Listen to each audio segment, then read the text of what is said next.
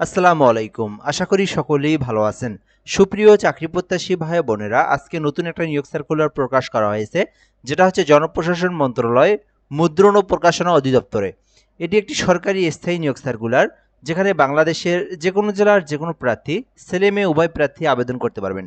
সর্বমোট পদ রয়েছে 431টি। বিশাল বড় একটি নিয়োগ সার্কুলার। দেখতেই পারতেছেন, আমি যদি আপনাদেরকে সম্পূর্ণ সার্কুলারটা সংক্ষিপ্তভাবে দেখাই, এখানে মোট 431টি পদ রয়েছে। শুধুমাত্র অষ্টম, এসএসসি, এইচএসসি এই তিনটা শিক্ষাগত যোগ্যতার জন্যই আপনি কিন্তু আবেদন করতে পারবেন। শুধু অষ্টম শ্রেণী পাশে, যেখানে আপনার প্রায় 250টির মতো পদ রয়েছে। এছাড়াও এসএসসি পাশেও পদ রয়েছে 100+। এছাড়াও অনার্স ডিগ্রি পাশে এখানে বেশ কিছু পদ রয়েছে, অর্থাৎ আপনার এইচএসসি পাশে এখানে কয়েকটি পদ রয়েছে। তো আমি আপনাদেরকে এই সার্কুলারটা পড়ে শোনাবো এবং বিস্তারিত বিষয়গুলো জানানোর চেষ্টা করব।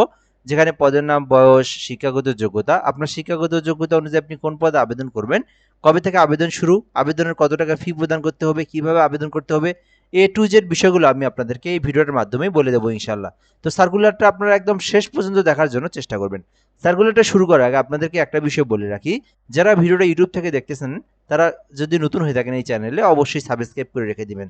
আর ফেসবুক থেকে যারা দেখতেছেন, জব প্লাস বিডি আমাদের ফেসবুক পেজের নাম, অবশ্যই পেজটি ফলো দিয়ে রাখবেন। তাহলে হবে কি, পরবর্তীতে যে সকল নিয়োগ সার্কুলার প্রকাশ করা হবে সহজেই সবার আগে আপনি আমাদের মাধ্যমে জেনে নিতে পারবেন।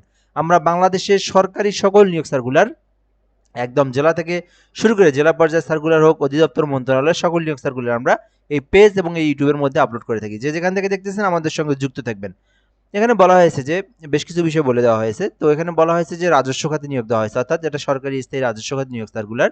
বলা হয়েছে বাংলাদেশের স্থায়ী নাগরিকরা আবেদন করতে পারবেন, মানে বাংলাদেশের যে কোনো জেলার যে কোনো প্রার্থী, ছেলে মেয়ে উভয় প্রার্থী অনলাইনের মাধ্যমে আবেদন করতে হবে। যে লিঙ্ক দেওয়া রয়েছে dbbteletalk.com লিঙ্কের মধ্যে প্রবেশ করে আবেদনটি করতে হবে। এই ছিল মূলত বেসিক বিষয়। তো আমরা প্রথম থেকে এখন দেখব কি কি বলা আছে। প্রথমত পদের নাম কম্পিউটার অপারেটর। 13 গ্রেডে নিয়োগ দেওয়া হয়েছে, একটি পদ রয়েছে। যারা সায়েন্স ডিপার্টমেন্ট থেকে অনার্স ডিগ্রি পাস করেছেন তারা কিন্তু কম্পিউটার অপারেটরে আবেদন করতে পারবেন।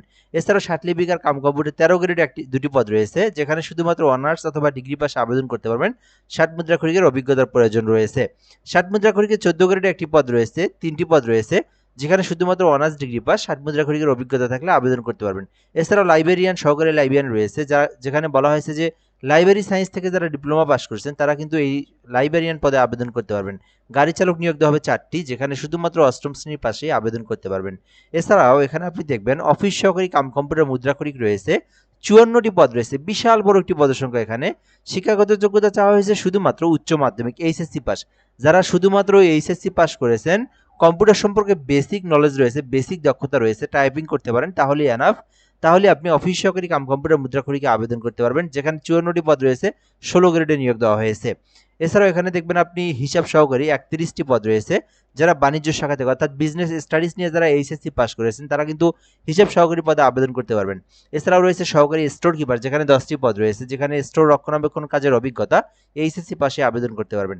সেলসম্যান পদ রয়েছে, পাম্প চালক রয়েছে 3টি, অফিস সহায়ক রয়েছে। এই অফিস সহায়ক পদটাও কিন্তু অনেক বড়, যেখানে 32টি পদ রয়েছে, শুধুমাত্র এসএসসি পাশে আবেদন করা যাবে। কোনো ধরনের অভিজ্ঞতার প্রয়োজন নেই, কোনো এক্সপিরিয়েন্সের প্রয়োজন নাই, জাস্ট আপনি এসএসসি পাস করলে অফিস সহায়কে আবেদন করতে পারবেন। এছাড়াও এখানে দেখবেন নিরাপত্তা প্রহরী 3টি, অষ্টম শ্রেণীর পাশে আবেদন করতে পারবেন।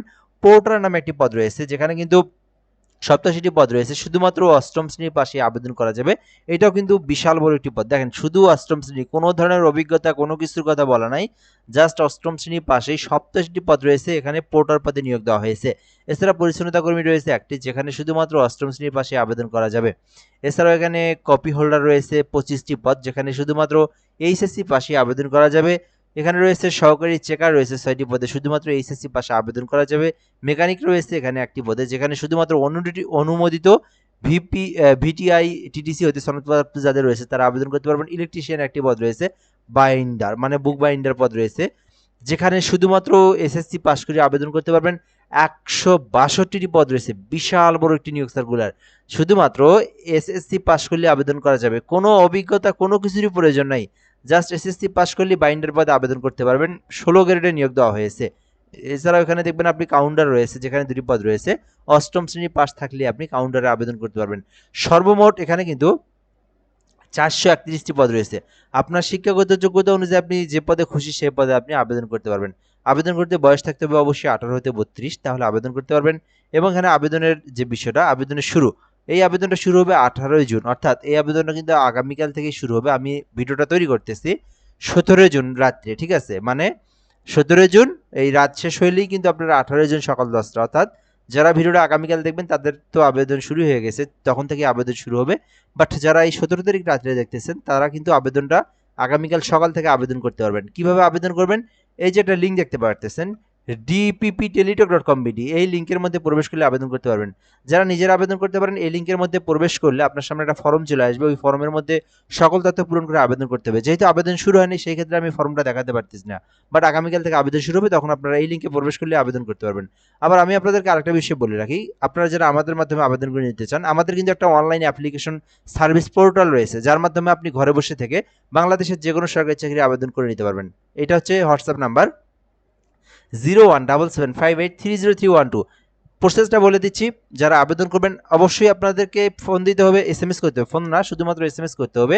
সেটা হচ্ছে 18 তারিখ 10টার পর, অর্থাৎ আগামীকাল দুপুরের পরে SMS দিবেন, এর আগে কেউ SMS দেওয়া যাবে না। যেহেতু আবেদন শুরু হয়নি সেই ক্ষেত্রে এই বিষয় নিয়ে কোনো কথা বলেও কোনো লাভ নেই। আমি ভিডিওটা তৈরি করতেছি 17 তারিখে, আপনারা 18 তারিখ 10টার পর SMS দিবেন।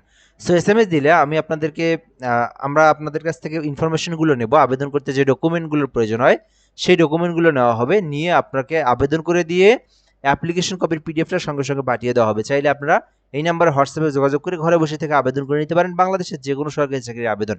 নিজেরা যারা আবেদন করবেন লিঙ্কে প্রবেশ করে আপনারা আবেদনটা করবেন। পার্সোনাল তথ্য পূরণ করতে হয়, তারপরে আপনার ঠিকানার তথ্য অর্থাৎ লোকেশন, এডুকেশনাল কোয়ালিফিকেশন মানে শিক্ষাগত যোগ্যতা, সকল কিছু পূরণ করার পর একটা ছবি এবং স্বাক্ষর জমা দিতে হয়। এগুলো আপনারা ফটোশপের মাধ্যমে সাইজ অনুযায়ী নিজের ছবি যেটা 300x300 পিক্সেল, স্বাক্ষর যেটা 300x80 পিক্সেল, এগুলো আপনারা যারা নিজেরা করতে পারেন সাইজ অনুযায়ী ক্রপ করে কেটে নিয়ে আপনারা আপলোড দিবেন।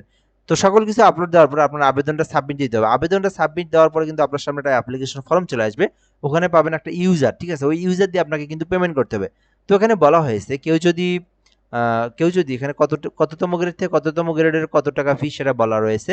কেউ যদি 13 থেকে 16 গ্রেডের মধ্যে আবেদন করে থাকেন তাকে সরকারি ফি জমা দিতে হবে 112 টাকা, এবং কেউ যদি 17 থেকে 20 নম্বর গ্রেডের মধ্যে আবেদন করে থাকেন তাকে সরকারি ফি জমা দিতে হবে 56 টাকা। এই ফি আপনাদেরকে পেমেন্ট করতে হবে। তারপরে কি করবেন, আপনারা মেসেজ বক্সে চলে আসবেন। মেসেজ বক্সে আসার পরে আপনারা ডিপিপি স্পেস ইউজার আইডি লিখবেন, তারপরে 16322 নম্বরে সেন্ড করে দিবেন। অবশ্যই আপনারা কি করবেন, এখানে যে টাকা তার থেকে আরও যেন মিনিমাম 10 টাকা আপনার ফোনে রিচার্জ বেশি থাকে, এক্সট্রা থাকে, যেহেতু 2টা SMS করতে আরও 6 টাকার খরচ হয়, সেক্ষেত্রে আরও 10 টাকা রিচার্জ করলে আপনার পেমেন্টটা কিন্তু করতে পারবেন। ডিপিপি ইউজার আইডি লিখবেন, তারপর 16322 নাম্বার সেন্ড করে দিলে আপনাকে একটা পিন নাম্বার দিয়ে একটা SMS দেওয়া হবে। পরবর্তীতে আপনারা কি করবেন, ডিপিপি স্পেস ইয়েস লিখে পিন নাম্বার লিখে 16322 নাম্বার সেন্ড করলেই আপনার আবেদনের পেমেন্টটা সাকসেসফুলি সম্পূর্ণ হয়ে যাবে। চাইলে আবেদনটি করতে পারেন। আমি আপনাদেরকে আগামীকাল ভিডিও মানে আরেকটা ভিডিওর মাধ্যমে আবেদনের প্রসেসটা দেখাই দেবো। যেহেতু আবেদন শুরু হয় নাই, আগামীকাল মানে রাত শেষ হওয়ার পরে আবেদন শুরু হবে আগামীকাল 10টার পর থেকে, সেক্ষেত্রে নতুন একটা ভিডিওর মাধ্যমে জানিয়ে দেবো ইনশাল্লাহ।